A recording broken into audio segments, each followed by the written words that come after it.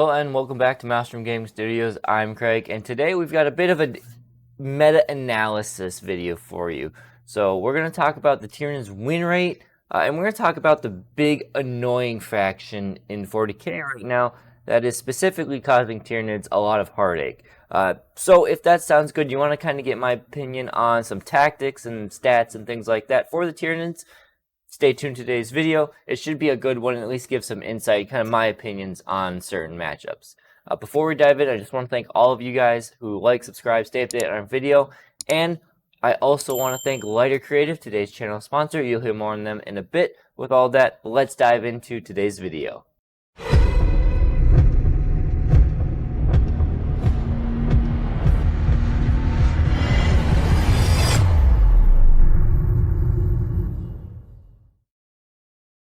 So let's talk about the current meta-analysis for the Tyranids. Now, I've recently hosted a GT, and there were 4 Tyranid players there, and I recently have played in a number of tournaments as Tyranids myself.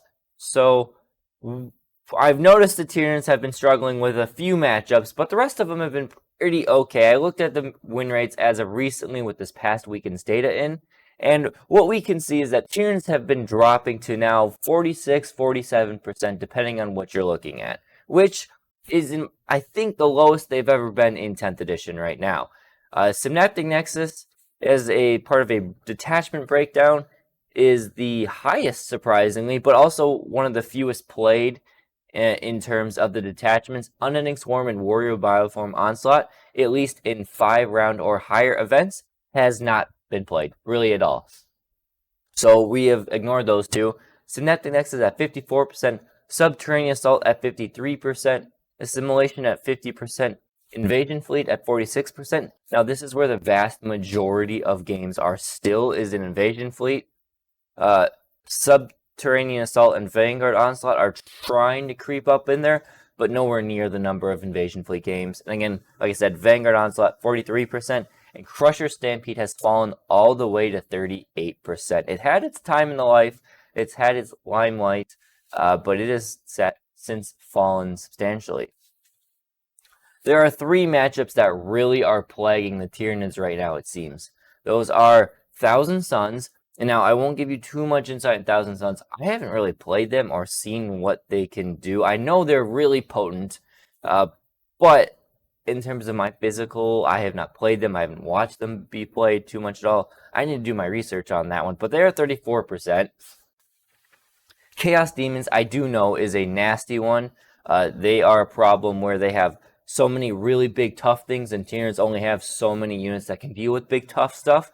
On top of that, Shadow in the Warp is actually beneficial half the time for Chaos Demons, as they have the ability to heal when they pass Battle Shock tests. So when Tyranid player goes to Shadows, a Chaos Demons player, they're really gambling on healing those big monsters or causing Battle Shock. So it's a really swingy effect right there. But the big one we're going to talk about today is Imperial Knights, sitting all the way down at a 31% win rate against them. Less than 1 in 3 games Tyranids play against the Knights they win. And I have a little bit of experience. I recently in an RTT played in the final round against Imperial Knights, and I felt with my list, it was Subterranean Assault, but I felt pretty confident that I could deal with it. And maybe it was a combination of bad dice and stuff, and just good plays on my opponent, but I got clobbered in that game. I played, and I dropped a ton of Knights. Like, I did well over 70% of the damage to the Knights, but unfortunately, through dice rolls and stuff, every single Knight I touched was left on 1 or 2 wounds, so didn't quite go the way I needed to, and I was tabled at turn 3, so that's that. But yeah, we're going to talk about Imperial Knights today. How can we counter them? Should we try and counter them? And go from there. So let's talk a little bit about Knights, why they're problematic, specifically for the Tyranids, a little bit as a whole, because we're not the only faction struggling with them right now. Most Knight lists, not all of them, but most Knight lists that I see consist of about 3 big Knights and 6 small Knights. Now, of course, you can have less small Knights and an extra big Knight. The Lancers are pretty popular, but each big Knight has about 26 wounds at toughness 11 with a 3-up save, a 5-up invuln at range that they can boost to a 4-up invuln, and a 6-up Feel No Pain. Each small knight has 14 wounds at toughness 9, 3-up save, 5 wounds, again, can boost it to a 4-up, and a 6-up Feel No Pain. And each knight list will consist of Canis Rex being one of those big knights. Maybe not, but they would be crazy not to include Canis Rex because he's an absolute unit in terms of 40k right now. The big issues with Tyranids and going up these knights is, while we do have units that are designed to just cleave through some of these knights, we lack the quantity of them that is needed to do it this, which is typically how, knights as a stat check army work. They get to a point where opponents either they have enough for Imperial Knights to just blow through them, or there is too much Imperial Knight for an opponent to deal with, and then they just simply cannot deal. It's a really tough thing to balance, which is why I think Knights should just not be an army at all in 40k, but we are probably beyond that with how much they have done with them. But either way, our issues, or our units we have that are good at them, but lose to the counterpunch are Zoanthropes, Exocrines, Trigons, and Hiveguard. Right now, Hiveguard specifically in Subterranean Assault, along with the Trigons, are pretty good at dealing with the small knights at least. Exocrines are great in Invasion Fleet. The sheer amount of lethals they can do really chews through them, and then being Strength 9, it allows them to really wound the baby knights pretty well. Zoanthropes also a great unit that can deal with them, but they're kind of a one-trick pony, as they will come in and obliterate a small knight, or they could severely cripple a big knight. The dice, because they're d6+1, pretty random, depending on which detachment you're playing with them. But the problem with Zoanthropes is that they are a flying unit, and they are 3 wounds a pop. The Imperial Knight Codex is littered with damage 3 weapons. Even the little knights have the anti-fly 2-up if they're in deployment zone. Autocannons that are 3 damage, AP 1, who cares about the AP, and 1 or 2 of those just obliterates a Zoanthrope squad. Exocrines die to anything really in melee or the big heavy stuff at range because they are only T10.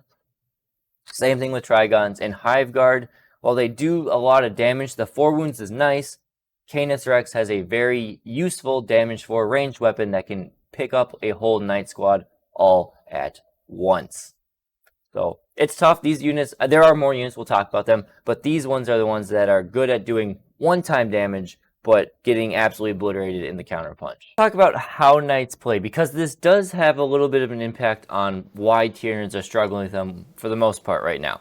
So we'll take the typical knight list I talked about, the 6 armigers. The main thing they are going to be doing is protecting the big knights.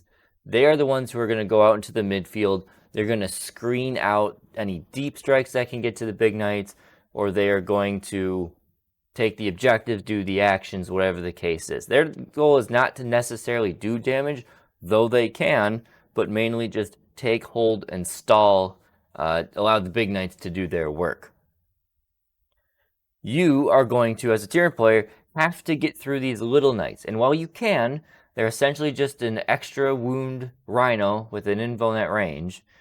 They will take some time because it is 14 wounds. The Feel No Pain makes it essentially 16 wounds, which is a lot to chew through. It's not hard, but it's just a lot of damage.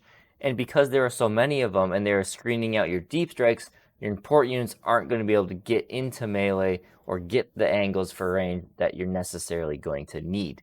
So that means the shorter range stuff like Zoanthropes and Hiveguard might struggle to get a good range on a big knight, and if they do, they're going to be right in front of a bunch of little knights who are going to kill them, or at least stall them in melee then for the rest of the game. You also do have to worry about Canis Rex. I said we talk about him a little bit more. He is just insane for his point value. He is sub 400 points. He should probably be up there around 450 right now, but he's got a really powerful stat line that can really delete any Tyranid he wants at any point in the game. So at range, he's got a damage 4 gun, which, I mean, he's got 2 different versions of the gun, but the real one, the damage 4 gun, is perfect at killing anything Tyranids can throw at them in terms of infantry style stuff. In melee, he can either sweep at strength 3, which again, perfect at killing a lot of the mass things we have, like Raveners and Warriors, even Gene Stealers if he needs to. Or he can go to strength 9 in melee, which is enough to two-shot any of our monsters. If we have an invuln, maybe it takes 4 of them, but still he has 5 attacks. And, most importantly for him, he has sustained hits on 5 pluses on everything. So while he might only have 5 attacks, that could very easily turn into 6 or 7 hits through that. And that is enough to really deal with even our Hierophant at that point when you're doing 9 damage a pop. So this is kind of the problem we face, is that while we are trying to chew our way through the little knights and get up the board, the big knights are here. Canis will probably be in the middle, just doing insane amounts of damage, and those 2 big knights in the back are going to be shooting you to pieces as well. So before we talk about how Tyranids can deal with knights, because they can, let's first talk about today's channel sponsor, Lighter Creative. Lighter Creative is a company here that is focused on building time-saving items for Warhammer 40k. Specifically today, we're going to talk about their battle mats. Now, you guys will see on the screen their battle mats here, and we've got a bunch of them. You've seen them in the studio here. They are great vinyl mats, so they're lightweight, they roll up nice and easy, but the most important thing is that they have a grid system printed on the mat. In my opinion, I really like it because it's there, but it's not a hard grid system, so it's not too distracting when you're playing on the board, but the entire mat is lined out with these 1-inch grids, and they have every deployment zone, every objective marker that is possible is printed on the mat. If you want to set up terrain, whether it is WTC, GW placed, player placed, whatever the case is that you're playing right now, these mats make it super quick to measure out, as you can just throw the terrain mats on there, quickly measure them, because again, 1-inch grid, you know how much you have to be spaced, and you know exactly where the objectives are going to be. For me, it has cut my time in half when I set up a board using this terrain. And again, it's not just a plain boring mat, it's got great designs on it. Speaking of designs, they have 3 new designs coming for you guys, and they are offering these now in kill team size ones. So check out the links down below. You will see all their new designs that are coming for you guys, and you've got kill team if you are a kill team player and want something similar to this. My only thing that I want to point out is you can see behind me here, we have ours rolled up on a PVC pipe. I highly recommend that because these are vinyl and not mousepad. They will do a small bit of crinkling if you just crumple it up and toss it in a corner. So I highly recommend buying a $2 piece of PVC pipe, rolling it up on there, and bam, you are good to go with these awesome mats. So again, thank you to Lighter Creative for sponsoring today's video. Go ahead, check out their mats down below. We recently hosted a GT here, and the players absolutely loved these mats. They made setting up for tournaments so fast, and there were no arguments of am I in the deployment zone or anything like that. They just walked up to the table, saw the deployment zone, and started playing. So again, thank you guys, and now let's get back to the video. So how can Tyranids deal with knights? Well, we do have a swath of units that we can use that are very good at dealing with knights, especially in this kind of the way the meta is evolving right now. So let's talk about 5 of those, and the first one is, everyone knows, the Tyranids. Very great unit. The revamp, now it's been almost 2 years, but the change to Tyranids being D6 plus 6 damage is great. Either you can take them in Subterranean Assault and just have natural reroll 1s, or you can pair them in any other detachment with an Exocrine and get those reroll 1s. Those guys alone are enough to almost one-shot a baby knight every turn. Unless you get lucky, you could absolutely one-shot it, or you could potentially, and you can't even one-shot a big knight anymore with them because of the extra wound count. Maleceptors are a good one, and because their shooting is strength 10, while it's not enough to deal with the big knights reliably, it is enough to do damage, good damage to the little knights. And it's the main thing we want from the Maleceptors, though, is the durability. The little knights have not a ton of attacks, so their Melta is only 2 attacks, and their chain sword sweep is only 4 attacks. With that, you have to get through the hit, you have to get through the wound, you have to get through the invuln save now of the Maleceptor, and then you have to do damage. So the influence save of the Maleceptor, and if you say it's taking them in Invasion Fleet, a Feel No Pain really allows these Maleceptors to hold on longer and soak up as much damage as possible.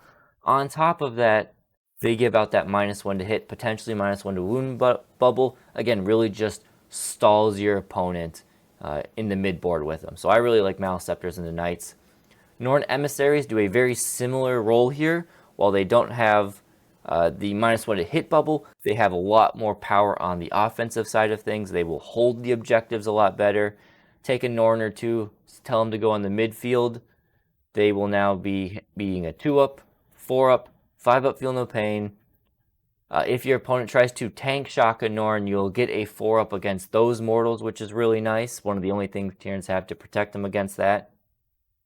And in melee, they can tear apart a Little Knight, and they do have that Melt-A-Shot, which can do substantial damage to any of the Knights as well. So Norns are pretty good in there. Again, your opponent will try and focus fire them. Canis Rex will come for them, but hopefully their goal is just to be durable enough stall for the rest of the range bugs to do their work.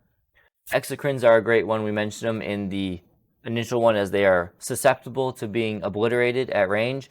But if your Exocrine is a low priority target, say you have Maleceptors, Norns, and Tyrannofexes, the Exocrines, they're there to do great damage, but they're also probably not the scariest thing your opponent is going to be wanting to focus on right away. And who knows, an Exocrine, if it rolls pretty hot, can just drop a Little Knight. Now with 14 wounds and a Feel No Pain, it's a little bit more difficult, but you are wounding on 4s, which should make it pretty good at doing substantial damage, allowing something like the Norn or the Maleceptors to clean up the remaining damage. One more. Our newest unit, the Hyper-Adaptive Raveners, are absolutely brutal at dealing with Knights. Not quite the best, but you can potentially get a unit of 10 Hyper Raveners. The math is really close to one-shotting 2 Baby Knights with a unit of 5 if you throw 5 and 5. Now, where the math comes a bit of a problem is the opponent could interrupt. One of the Baby Knights could cut 4 of these guys down, and then your math is not looking so good. But if your opponent doesn't have CP, you could do that. Otherwise, one of these units with 5 regular Raveners is very good at just dropping a big knight. Canis Rex will die to a unit of 10 Hyper-Adaptive Raveners hitting it. Any of the big knights will die, especially if you take these guys in Invasion Fleet and you trigger the Sustained and Lethal on 5-ups. They are absolutely going to obliterate Canis Rex or any of the big knights without a question on that one. Now, which detachment is probably best for it? For me, I think Invasion Fleet is the way to go. Yes, we've seen it's got a lower win rate, and maybe it's not the best one in the rest of the meta. It's still really good, and I think it just gives you that consistency of lethals against the big knights to make your shots just take one less step to wound the big knights. Subterranean Assault, I do still really like this one. However, the lists that favor more Little Knights versus the more big knights are going to be a problem because, like I said, if your opponent is smart, they will use the Little Knights to screen out your big damage dealers, and you're not going to have enough units to pop up and shoot and charge, because while you pop up, shoot and charge, you're only going to be clearing the screen of the Little Knights, and the big knights are going to come back for a counter punch and clean you out, because nothing in Subterranean Assault is super durable, at least typically that you're taking.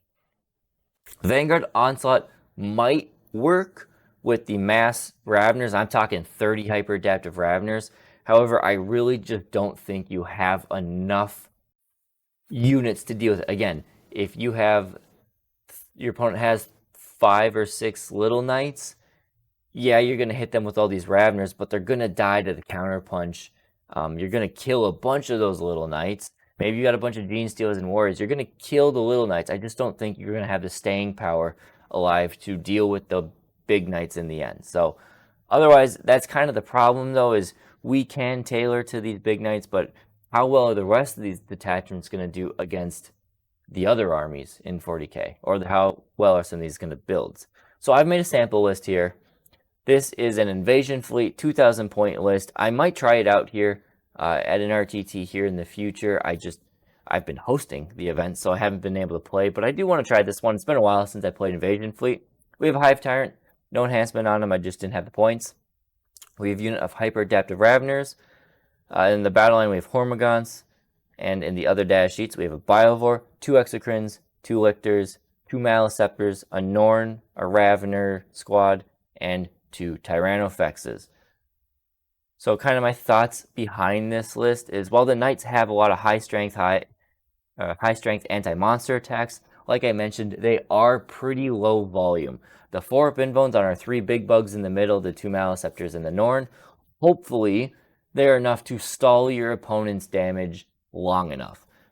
Their main goal is to take that primary, begin that primary trading game, and they just really have to survive 2 or 3 turns. Hopefully by then, 2 or 3 turns between all the shooting you have, the main goal is to kill the little knights as fast as possible. Focus fire them. Do not touch the big knights. Do not look at them. Don't think about it unless you really have no other option, but just ignore them. Kill those little knights as fast as possible. And the main reason we want to kill those little knights as fast as possible is because when it comes to turn 3, you're going to want to rapid ingress those Raveners, and you're going to want to put them in a position where they can go after Canis Rex, or they can go after one of the big knights, because as soon as they hit that, it is donezo for those knights. Those big knights, especially if you can get them in the backfield, target one of the big knights that's probably best suited to kill the Raveners in return, and then the other one, maybe it's not so good.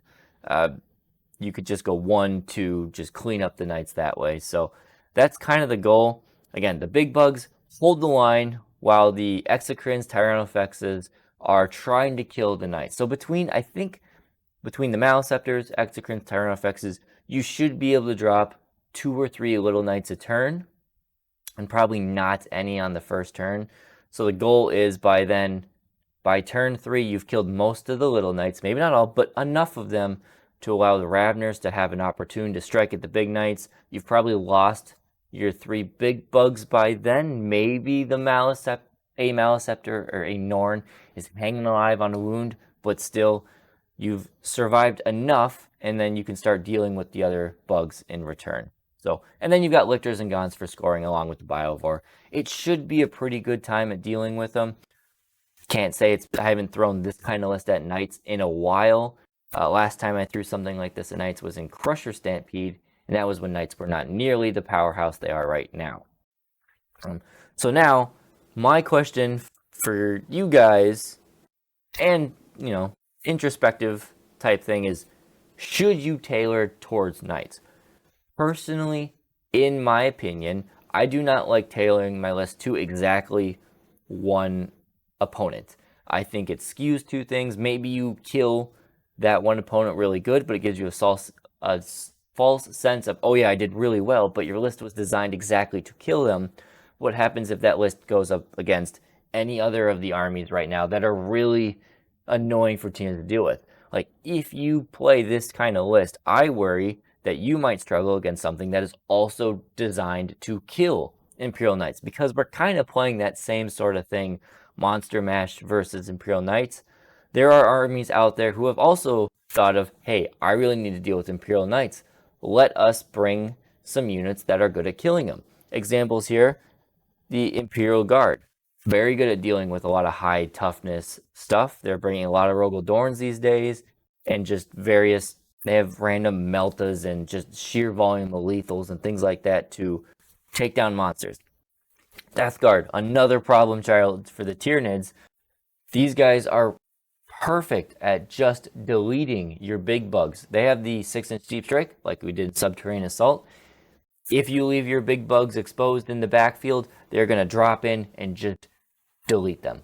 Not much you can do about Death Guard in that regard. Their shooting is insane. They will be dropping your Exocrines and your Maleceptors and stuff pretty easily. Well, at least the Exocrines are going to be dead. The rest of the stuff is going to, go back and forth with, but it's going to be a rough matchup. Other examples, you've got Eldari. Fire Dragons are still one of their best units in the game, and they will look at any of your big bugs and just delete them, and then they have the shenanigans to pop back in. it's going to be a tough matchup. So that's where I'm thinking, you know, you could design yourself to kill knights, but now you're in that meta of you are a knight in some ways, or a knight army. They're going to look at you the same way, and they're going to deal with you the exact same way for the most part. The only difference is you don't have mass feel no pain. You have a Shadow in the Warp, which maybe helps you out a little bit. So I'm kind of in the boat of I don't like the idea of tailoring towards my opponent, but I still want to try out this list. Calvin and I are going to be going to an RTT in a few weeks here, and I am probably going to bring this list, see how it does. Maybe knights will be a problem. Maybe they won't be, but it's something I haven't played in a while, so I want to give it a little bit of a go. That's what we got for today's video. Let me know what you guys think. Have you played knights? Has it been a stomping? Have you been able to survive against the knights? I'm curious. Let me know what you think. And again, thank you to Lighter Creative for sponsoring today's video. Check them out in the description down below. They've got those awesome new designs coming that really are good. And we do have player feedback. They love these mats, so you guys probably will too. So again, thank you guys, and we'll see you next time here at Maelstrom Gaming Studios.